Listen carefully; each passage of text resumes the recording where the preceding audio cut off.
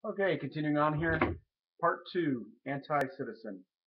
Literally, the pure, unfettered say-so of human authors, moral traditions that were scribbled down millennia ago by members of highly superstitious, illiterate cultures teeming with deliberate frauds and religious cults.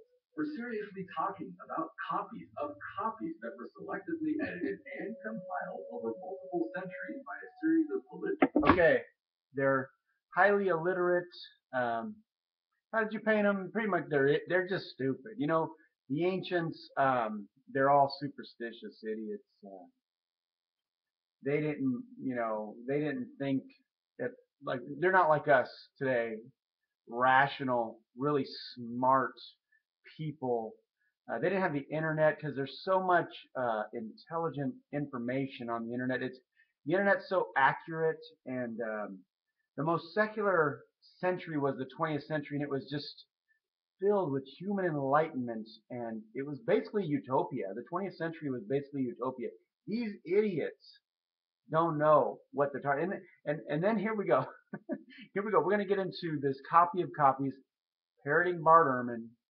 Muslims say the same thing.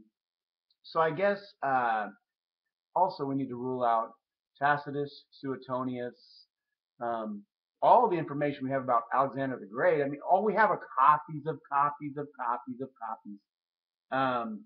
So, we can't trust them at all.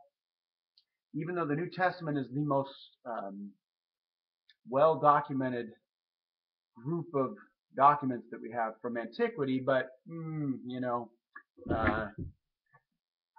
again, anti-citizen, you haven't studied lower criticisms at all. It's obvious you've just parroted what Bart Ehrman actually has said. What you should do is really read his book, because in his book he acknowledges that the New Testament is the best documented source that we have from antiquity, better than all the other authors. Nobody's even close. So we might as well just throw out all of ancient history, right? Like, because it's just copies of copies of copies of copies, and then also your spin here with they're motivated by political. Well, let's just keep going on here and listen to what you're saying. Politically motivated committee decisions and then translated through multiple languages. Okay. Translated through multiple languages from Jesus, who spoke Aramaic, to Greek, which, yes, the New Testament's in Greek, to King James Bible. Anti-citizen, we have, let's go back here. Is the ultimate. Literally, the.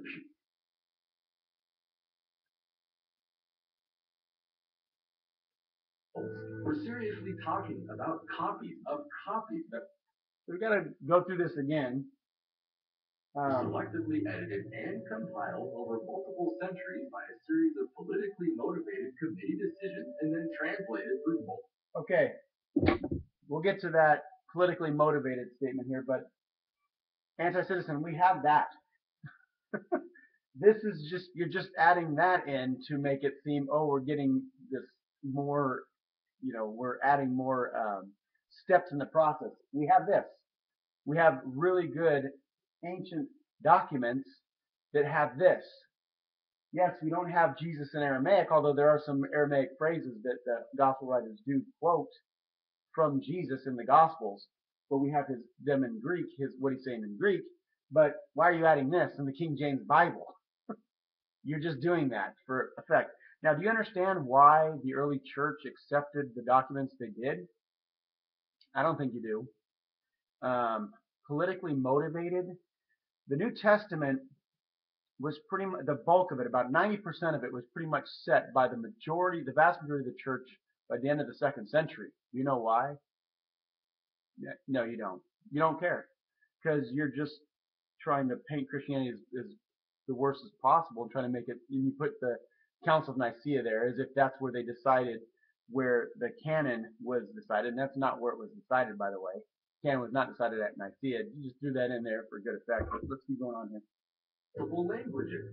That is the ultimate standard of evidence Christians expect us to embrace when determining the historical reality of supernatural events.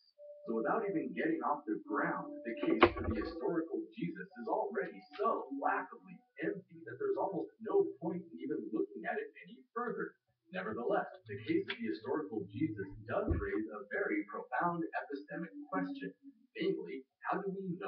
past. That's right. How do we know the past? You're basically saying the same thing that Venaloid and TBS said, that it's laughable. These historical sources we have on early Christianity are laughable. They're not. They're the best in antiquity, so they're not laughable. And I think you need to research this further, but let's keep going on here. That is to say, on what basis do we measure the truthiness of any given proposition about historical events? How do we know that Abraham Lincoln was an actual living person while Sherlock Holmes was not? This is another one of those complex philosophical issues that again sparks all kinds of academic debates to this very day. But even so, there's the historical method, which if you have multiple sources on something, that demonstrates, which we do from the New Testament. And what we have from the New Testament, like I stated in my response to TBS, was we have multiple traditions that go very early in the documents. We have 27 documents, and within those 27 documents, especially within the four Gospels and Paul, we have multiple traditions that go very early to the sources of when they first were there. And then also you got to consider the oral tradition of first century Jews, which was very tenacious and would be set and remembered very well. So let's keep going on here. Still many well-established guidelines on which every renowned professional historian necessarily agrees. We can therefore learn a great deal about history and Christianity by applying these very same rules to the biblical Gospels. Okay.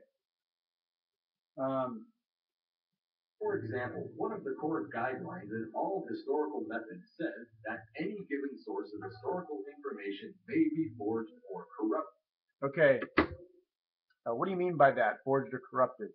So we're going to deal with the rest of this in our next video. But just to reiterate, the Gospels or the New Testament documents are very well attested and ancient documents.